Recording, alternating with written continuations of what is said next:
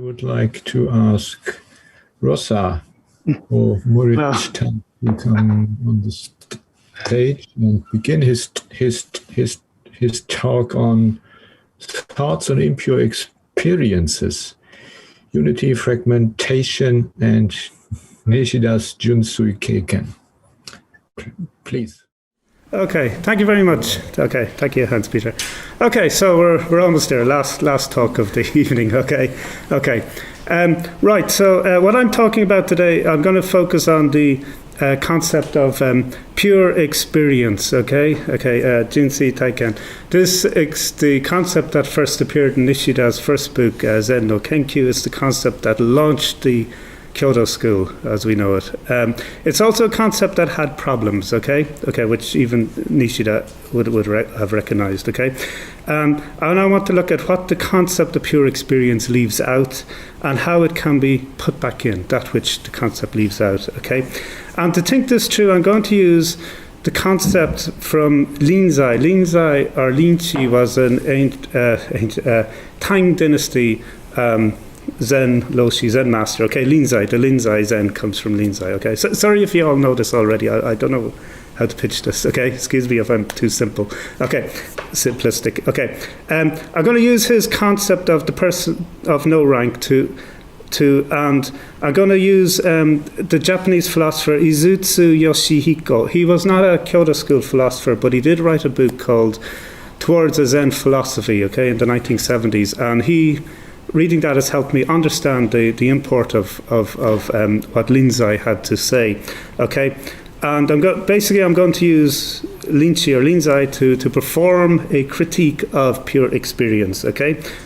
Now, amazingly, I actually made a handout for today, forgetting that shouldn't be handing out stuff that's unhealthy, and also forgetting that half the audience aren't here. Half the audience are spirits floating in the internet world. Okay, you can't be physically contacted. Okay, but just to show you what I'm going to do is just going to read two quotes from what's called the Lin-Chi Lu, the record of Lin-Chi's sayings. Okay, the Lin-Chi Lokku. Okay, well, the first section is about this concept of the true human of no rank, okay? Or it's translated by Burton Watson as the true man of no rank, okay? Okay, so I'll just read this section from the Lin-Chi's record, okay? Okay. The master ascended the hall and said, "Here, in this lump of red flesh, there is a true man of no rank. Constantly, he goes in and out of the gates of your face. Is there any one of you who doesn't know this for a fact? Then look. At that time, there was a monk who came forward and asked, "What is he like, this true man of no rank?" The master got down from his chair, seized hold of the monk and said, "Speak! The monk was about to say something, whereupon the master let go of him, shoved him away, and said, "The man with no rank, what a shitty ass wiper." The master then returned to his quarters. Okay, so that's the famous true human of no rank section, okay? The kononikutai ni wa mui no shinjin ga ite. Here in this lump of red flesh, there is a true man of no rank, okay? Now, this is quite an important concept, okay? D.T. Suzuki argues that it's kind of the peak of the development of Zen philosophy in ancient China. You'd have Bodhidharma starts off with the concept of Do, Michi, okay, Wei. Huineng, Eno, the sixth patriarchy is the concept of Kokoro, mind. And then this was the latest concept of the person, the human, okay, the embodied lump of red flesh human in the world, okay? This is what Zen philosophy applies to in its most basic form, okay? There's also this idea of, Rinzai says it's the true man of no rank, okay? Mui, no rank, okay? So your social identity, okay, your class, your gender, your nationality has no influence, connection, relevance whatsoever to this true human of no rank aspect to your existence, okay? An important point that's often been lost in the kind of the transmission of Zen, okay, to other countries, okay? It's not a nation-specific thing, okay?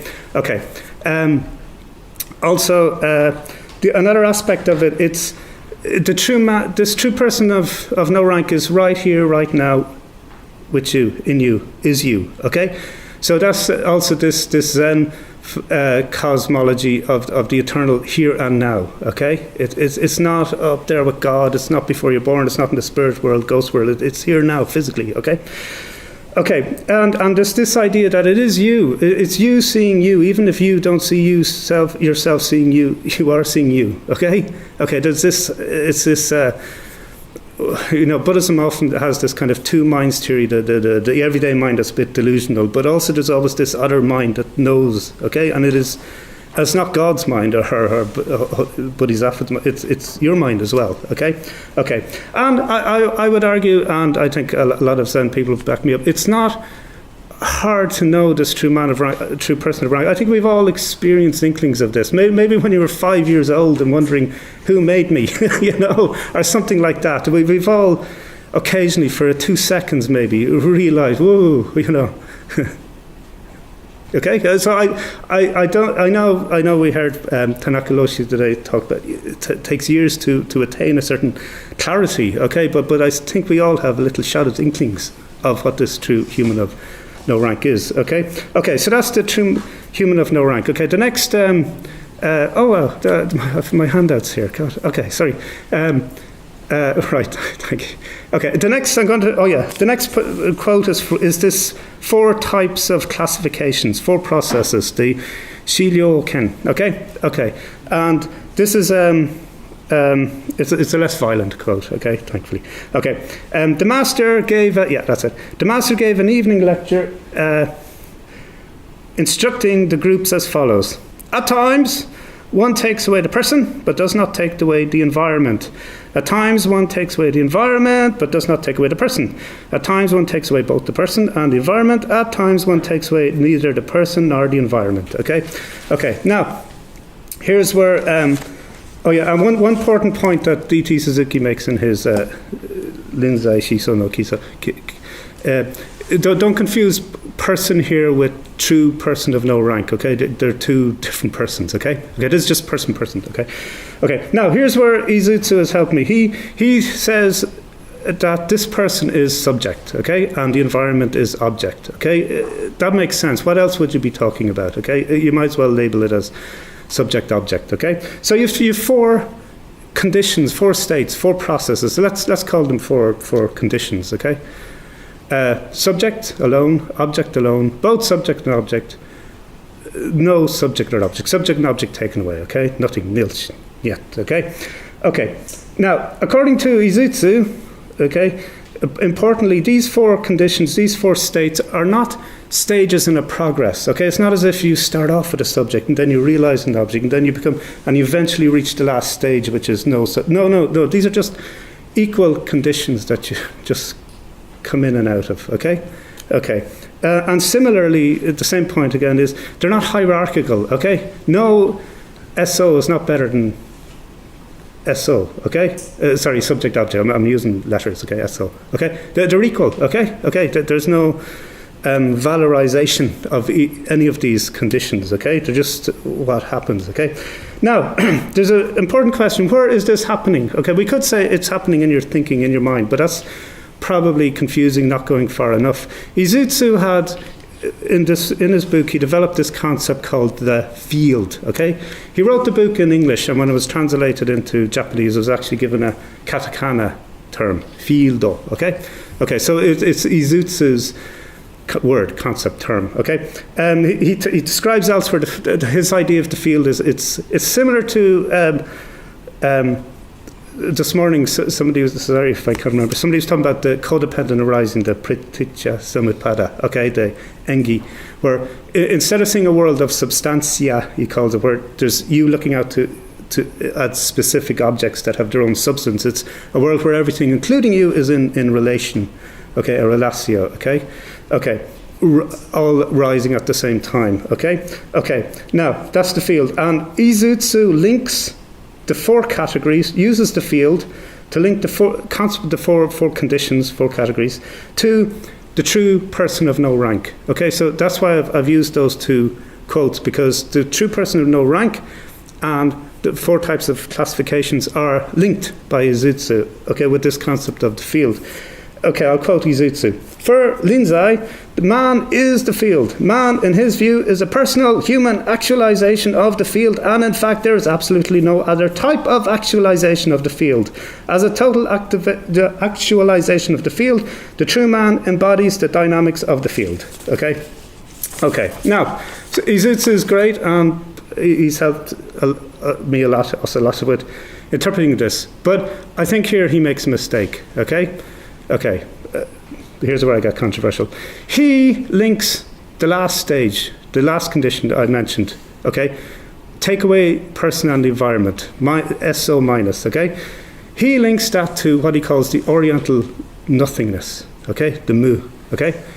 That's a mistake, I think. No, if he were a Kyoto school philosopher, he would have linked it to the field. It's the field that is the mu, the nothingness, the absolute, the ku, okay? Taking away subject and object is just a relative nothingness, okay? It's the nothingness that ain't nothing, okay? It's not the absolute nothingness, okay? That's the field, okay? Okay, he's made a categorical error. And I will argue also that Nishida makes a similar categorical error, okay? Or classificatory error, with his concept of pure experience. It's a slightly different categorical error, but if we look at pure experience in terms of the 4 field, Nishida seems to make two definitions, distinctions, descriptions of pure experience. Okay, he links pure experience to something that's prior to the subject-object division. Okay, he says that clearly in Zen no Kenkyu. Okay, so he's linking it to that condition. Okay, the SO minus condition. Okay, he also in another essay and in Zen no Kenkyu links pure experience to the basis of reality. He says that. He says, I think pure experience is the basis of Kodoku no Jinsei. Okay, it's the basis of all reality, pure experience. So he's linking it to the field. He's linking it to 2 things that, according to Lin-Chi, should be separate. Okay, minus SO and the actual field, where all these 4 categories emerge through the true human of no rank. Okay, okay, okay. I'm okay with time. Okay, let's just think a bit further about pure experience. Okay, pure experience was originally a concept from William James. Okay, in his psychology, William James is trying to work out at what stage in nature does consciousness evolve. Okay, when does consciousness come in the in the evolution of humans, of animals? Okay, so William James saw consciousness as a product of nature. Nishida reversed this. He sees nature as a product of consciousness, okay? Consciousness is just there, okay? It is nature with its objects all classified, including the very concept of consciousness that is derivative, okay? Consciousness is not dependent on thoughts or thinkers, on subjects or objects. Thoughts and thinkers, subjects and objects arise when there are obstacles to the seamless flow of the pure experience, okay, at the bottom of consciousness, okay? So Nishida's images of this great unity that occasionally gets divided due to obstacles to be reunited again, okay? The great unification, okay? Okay, great unity he calls it, okay? So the problem of pure experience is the fact that it is this great unity, the fact that there's no fragmentation, okay, sustainable fragmentation, okay? There's momentary fragmentation, but not sustainable, okay? Okay, the problem is that to have meaning, to have narrative, to have history, we need fragmentation, okay? The world will be meaningless when there are no fragments, whether in space or time, to which we can attach labels, words, concepts, and so on, okay? Which are not bad, evil things, okay? How can we see other people if all is one big great unity in the pure experience, okay? In fact, to see other people, we need both subject and object, okay? We see other people as other people when we see them seeing us as objects, which is the subject, okay? The subject arises not when we look at the world, but when the world looks back at us, and we can see it looking back at us, okay? That's I think, Karatani, another Japanese philosopher, Karatani Koji's concept of the transcendental ladder, okay? Anyway, my point is that a full and alive embodied human consciousness, like the true human of no rank, needs the other states, the other conditions of consciousness. It needs the S and the O, the subject and the object. And pure experience is an impoverishment that does not allow for this, okay? Is my intention. To include, sorry, I'm not concluding yet, okay, I will soon, sorry.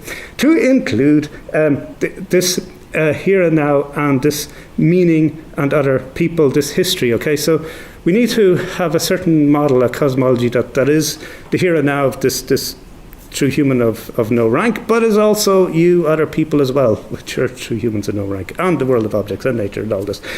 We need a geometry of fragmentation and unity that can describe the field of the true person and all these four states, S-O-S minus, okay. Right, now, Nishida, let's skip forward. Nishida's first book was Zen no Kenkyu. Let's fast forward through his many decades of work and go to his last book, okay, which was called Logic of Topos, okay, Basho no Lonely, I think it was, okay, and let's look at this. Let's look at what his geometry is, okay. He says, quote, I'm quoting Nishida's last book, okay. I have often compared the absolutely contradictorily self-identical topos, Basho, okay, the world of the absolute present, the historical space, to an infinite sphere. It has no circumference, and yet everywhere is its center. Okay, so we have that, the infinite sphere where the circumference is infinite out there, nowhere, and the center is everywhere, okay? And he develops it a bit where the central direction is God and the circumferential direction is the negative and the demonic, and the individual has, quote, as individuals of such a world, we are both demonic and divine. Okay, that's a good stab at getting the S and the O into the picture, okay? But we can question whether he is actually getting the O, or is he just foregrounding the S and kind of including the O subservient to it, okay? Now, I would like to ask you to come to oh, okay. All right, okay. No, okay. I tell you, what I was going to do next was I was going to compare him to Tanabe, okay? But since we've run out of time, I won't. But if somebody wants to ask me a question, the Q&A about Tanabe, I will answer it, and then I can say what I was going to say. Okay, so then I'll conclude there, okay? I'll conclude. Yes, thank you very much. Okay, thank you. Very much.